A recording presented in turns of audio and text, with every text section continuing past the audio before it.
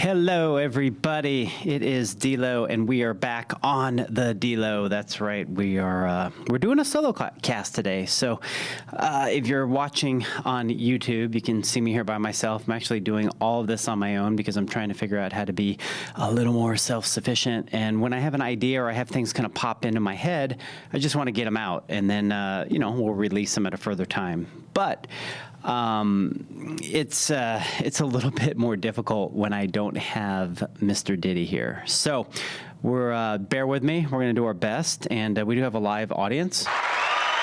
Thank you, everybody. Thank you, everybody. But this is going to be podcast 131, and looking through my podcast book here, 131. So I'm excited. Again, always excited. Who's not excited? It's about passion, excitement, all those things that I talk about, right? And we are titling this podcast, Who Can You Trust? I want you to think about that for a minute. Trust is such a overused and very well used word in many ways. And I just want to talk about the analysis of trust and, all the things that go into it when we talk about who's in our inner circle, who can we trust, who can we, talk to about these things or that thing, those things, and all the such. So before we get into that, though, I do want to remind you guys, I am showing you here the front cover, okay? This is a promo of my new book, Reignite Your Spark, Just Getting Started, by David D Lorenzo. That is me, aka the Delo. I'm excited to release this book. It's a lot of downloads, a lot of stories throughout my life, how I've brought my life full circle to what I'm doing now at 50, and I feel like I'm just getting started because I have all of this knowledge and all of this data and all this experience and joy and everything that I want to be able to provide for others and to continue my career on in such a way that it helps me just keep moving forward and not get too tired and beat up about all the other things that can go on in business and life as well. So excited to release that book. It's going to come out in November.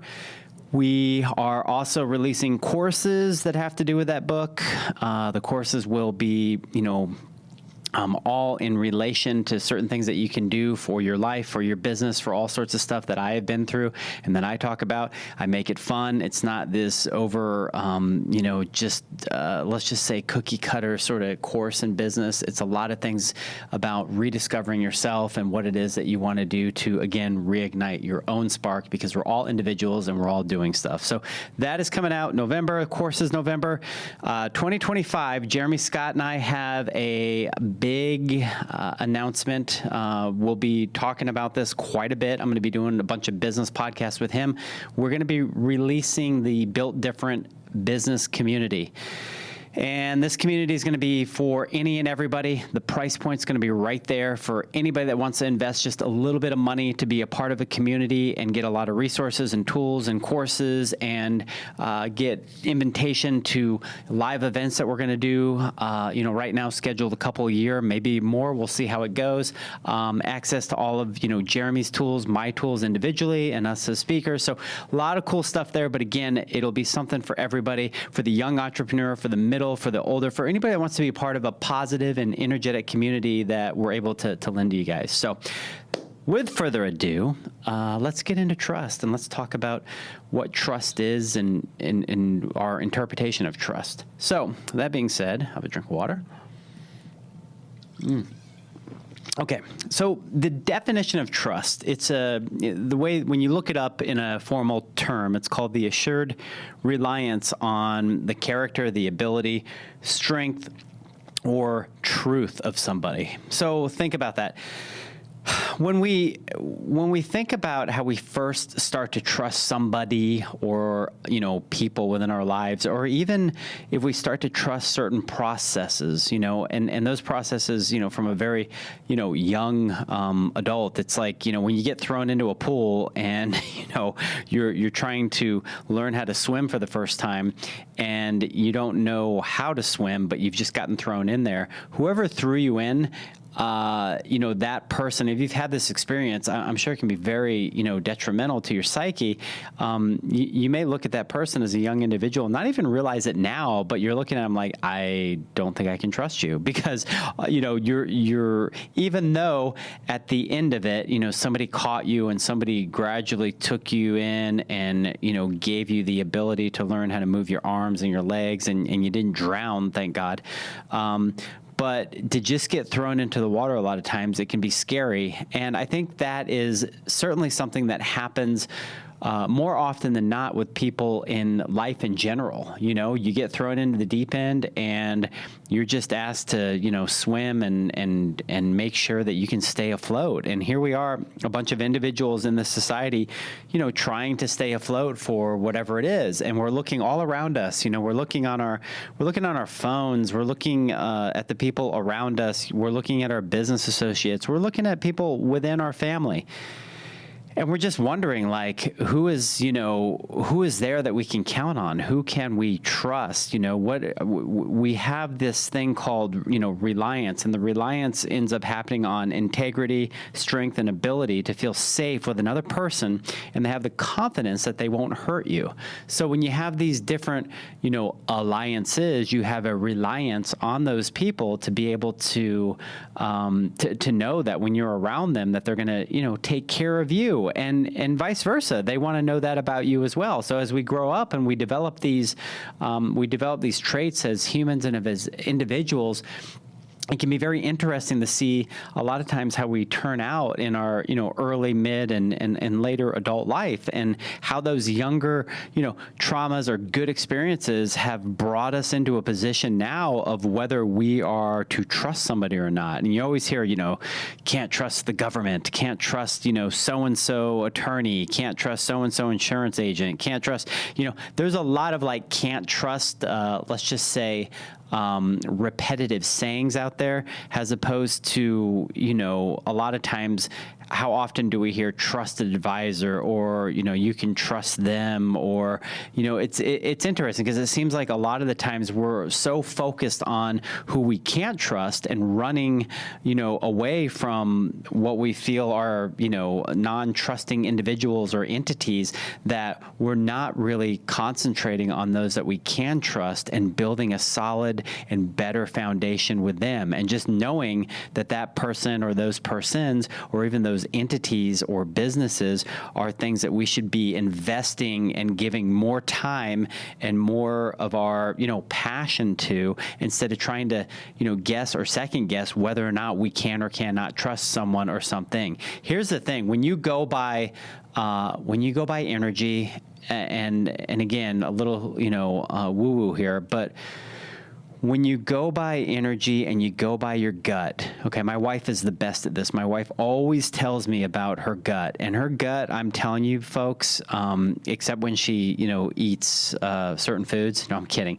Her gut, her instinct, her ability to know whether something is going to be right for us or not, it's 100% spot on. My wife is just absolutely amazing at this. Now, me on the opposite end, when you look at, how I've been and when I grew up, I've always been an individual probably, seeking attention. Look, I'm an attention seeker. It's obvious. I do this podcast because I want people to listen to me. I want them to like me. Do I feel like I can give some added value and do that? Of course. Do I have a ton of, stuff going on social media because I want to be seen? Of course. Does it help my business? Does it help, this and that? Do I love to work out? Do I want to be shredded? Do I want to do all of these things that make me feel good? Yes. But I also love attention, and I like people to recognize and acknowledge. My wife is not an attention person whatsoever. She is about relying on the reliance of understanding that whoever we're in bed with, whether that's business or as friends, not that we're in bed with friends or anything, you know what I mean, whoever we're working with or energetically, confined with, we want to know that we are okay with that. And the minute that something happens, and this is especially with my wife, when something happens that breaks that trust, and it's usually pretty, severe, but it's something to where we're not going to feel that energy back. We're not going to feel like, let's just put it this way. If we feel like we're going to be in a place with those individuals or that person or those entities where it's going to put us in a place of being uncomfortable and not living our best life, we're just not going to do it. It's game over. It's done. It's like we're moving on. Because again, life is so short and there's so many aspects of it that there's no sense in, beating yourself up and trying to fix something that is not fixable at the end of the day, because they are not wrong, you are not right, and vice versa. It's a matter of how that vibration and how those things come together. And there's so many vibrations out there. When we find the right one, those are the ones that, I feel are best to hitch our wagon to because we feel good. Me, I'm a blind faith guy and I have a lot of naivety, and my naivety is to trust everybody. And, there's a lot of good to that because I think sometimes we can certainly misread people or not understand. I have a gut, but I don't always listen to my gut. I always try to, let's just say, take some Mylanta and hope that the ache goes away. But at the end of the day, it's still there. No medicine, no remedy, no nothing is ever going to, take away the pain of a bad gut and making a bad decision based on something that you already know that you have already done or you don't feel in your heart that's 100% right. And I've done a lot of that in business. I always want to, be everybody's friend, give everybody the benefit of the doubt. I want to trust them. I want to know that they're not going to screw me over. And, look, I'm sure people can go back and say that about me or about anybody else or this and that. It's all about how you interpret stuff and what happens. But what is right for you is right for you. And the way that you run your life and your business and the way that you want to have that direct energy or not have that direct energy is completely up to you as well. So when I look at trust in business, it's the fundamental aspect of any business relationship can lead to successful outcomes with the customers and people. And that's just when you trust those around you. Again, I go back to trusted advisors, people that own their companies, that put their heart and soul into it, that, are growing their company in a way that is profitable but also kind.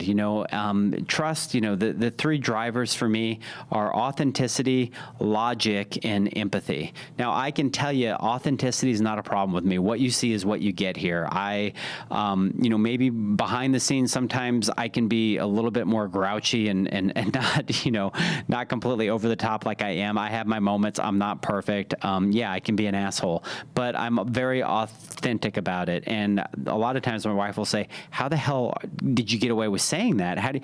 Because I just am authentic. You know what I'm trying to say here, right? I mean it. I do things with meaning, with passion, with purpose, and with love. I'm also very empathetic. I just care about everybody, and I will do all that I can to show love and respect, and I will keep doing it over and over and over again. Even if you kick me in the nuts, I'm just going to be like, okay, cool, I'm sorry. Now, there's a little bit of, the Italian in me that will, get mad and angry, but I'm, at a point in my life now where I can take a deep breath and just be like, okay, that's cool. I'm over it. Let's just move on. Doesn't make, any sense to create any sort of, chaos over something that has already passed. When I look at logic, I don't know if I'm very good at the logical end of things when it comes to trust. So when you look at, just being logical, it's interesting because a lot of times logic, can come into play in many different ways. And I don't know if there is one sense of energetic logic that makes sense for everybody, because some people's logic is going to be a lot different than others. And when you look at everything from politics to people's love in music to the way that, one society is, being treated by another and all these different things, you look at all that, a lot of times, you may look at the other party and think that they're completely unlogical and they're looking at you at the same. So, at the end of the day, you got to do what's best for your own logic and figuring out what's going to complete the basis of how you want to move forward in life and who you want to move forward with. If that makes any sense. So why would we trust people that we don't know?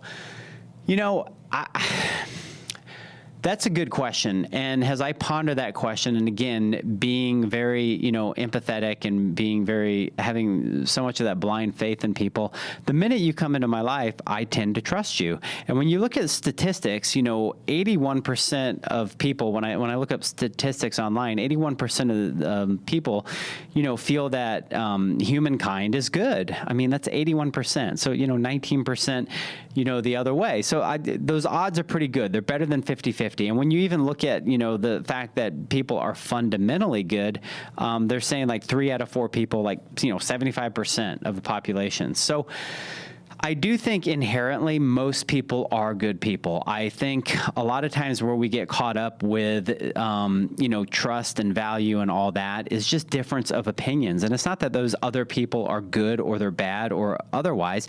They just feel differently about different things, and they feel within their heart that is what resonates with them, and that is right for them. And there's a basis for that because there's a lot of other people, obviously, that they talk to or they are a part of or that feel the same way, because nobody is the only one that feels only one way about one thing. There's usually an A and a B, and there's no C or D. There could be a little basis of a C and D, but there's a little bit of A and B in both of those, C and D sometimes. And so the fact of the matter is that I don't really feel like anybody's ever alone based on the feeling or the thought that they're having.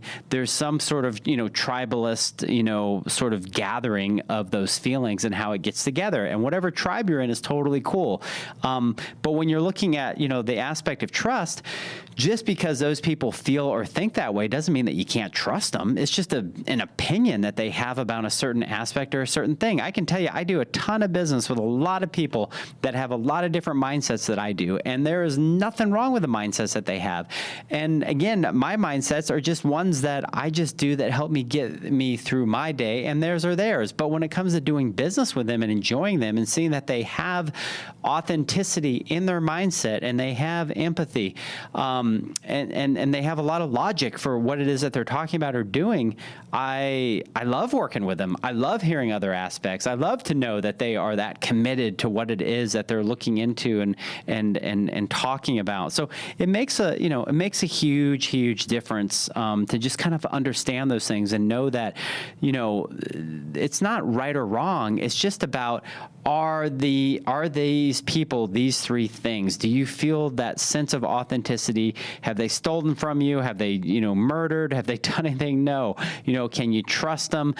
Is their outlook similar to yours in the aspect of how, running a business and dealing with a transaction and the way that you get, paid for a service, or how that service is valued or not valued? All of those things. And all those things should be really talked about from the very beginning. You get a feel from, people or peoples or businesses when all of this stuff comes to fruition. So, the last part of what I do want to talk about here is when you look at trust and you look at trust on, looking at things on all these social media platforms. Look, I'm the first to say I get sucked into the algorithms and I look at stuff and this and that. I mean, for everything from, I was looking at an ad for a new Jeep, and this Jeep was like cool, and like I had already had a new vehicle that I wanted to buy and thought of, and then I see this ad for this new Jeep, and it's like, hey, it's the new Jeep, and I'm like, oh no, I got to get this thing. I mean, it looked like a Batmobile sort of Jeep, and then as you peruse through it, it's like, oh, wait a minute, this is just a concept car. This is nothing that they even have ready or even being developed, and I'm just kind of like, I'm all bummed out. It's a real simple example of a lot of things that we see online and that we think are real, and they really aren't. And so you sit here and you go, who can I trust? What can I trust? Again, I really feel that it goes back to your gut. It's about just trusting and having logic within what is around you and what's in front of you, and enjoying that and knowing that. Reading a good book, you can trust the words on the page based on your analysis of what's going on. There is trust in that. You cannot trust the emails from Nigeria asking you for money. There is nobody that is emailing you from those places asking for money that you can trust and that is real.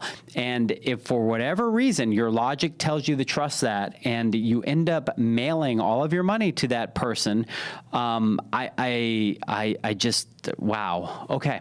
So that's all serious stuff there, if you really think about it. So the environments, that we trust people in too. This is the last thing I do want to leave you on. Think about the environments that we're in day after day. Think about in lines to get coffee, at the grocery store, concerts, okay? Think about sporting events. Think about, even traffic, driving.